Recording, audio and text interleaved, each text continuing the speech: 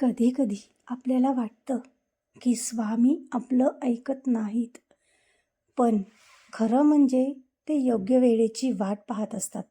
प्रत्येक गोष्टीची एक वेळ असते आणि स्वामींची कृपा योग्य वेळीच होते. जेव्हा सोनं आगीत तापतं तेव्हाच ते अधिक शुद्ध होतं.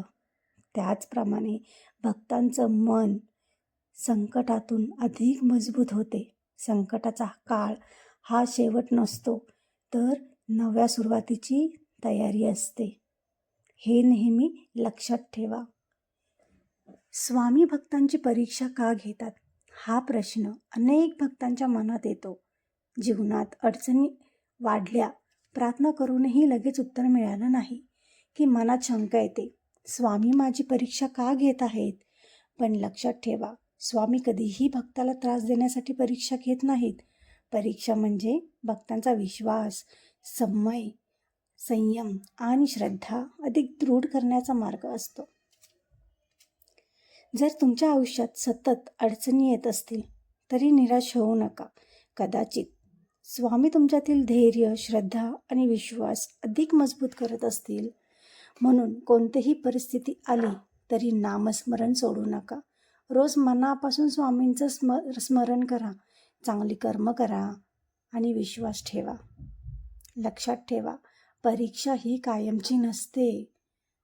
परीक्षा कायमस्वरूपी स्वामी बघत नाहीत, पण श्रद्धेने दिलेली साथ आयुष्यभर फळ देते. जेव्हा आपण स्वामींची कृपा होते आपल्यावर, तेव्हा योग्य वेळी योग्य मार्ग आपोआप खुला होतो. स्वामी आपल्या नशिबात नसलेलं सुद्धा आपल्याला देऊ शकतात, एवढी ताकद आहे. आपले ब्रह्मांड नायक आहेत. स्वामींचं नामस्मरण, श्री स्वामी समर्थ, श्री स्वामी समर्थ, हे दिवसभर तुम्हाला टाईम भेटेल तेव्हा करा. 12 वेळेस बोला, 10 वेळेस बोला, 100दा बोला, जेवढा टाईम असेल तेवढा बोला. स्वामी असं बोलत नाहीत की दिवसभर माझं करत बसा म्हणून, असं नाही आहे. पण स्वामींना विसरू नका. स्वामींचं नामस्मरण हे दिवसभरातून झालंच पाहिजे. त्यामुळे तुमची श्रद्धा वाढते. स्वामी तुमच्यावर कृपा करतात. तुमची परीक्षेची जी वेळ असते ती कमी होते.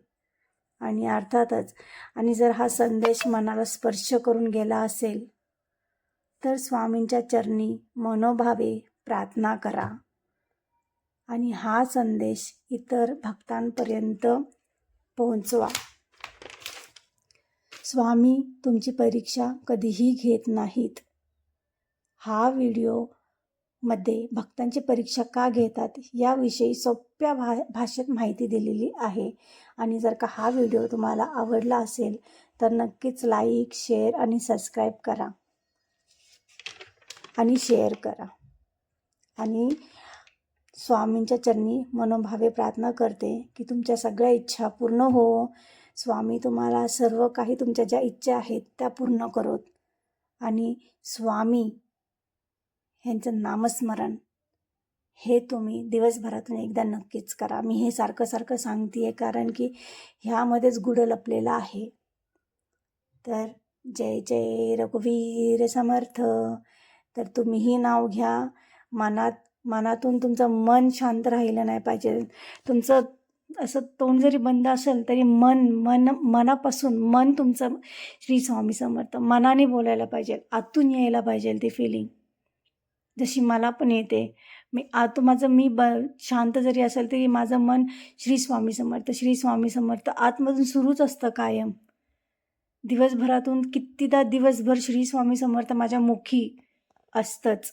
तसं तुम्हीही श्री स्वामी समर्थाचा जप करा. आणि स्वामींचा संदेश आवडला असेल तर शेअर करा, लाईक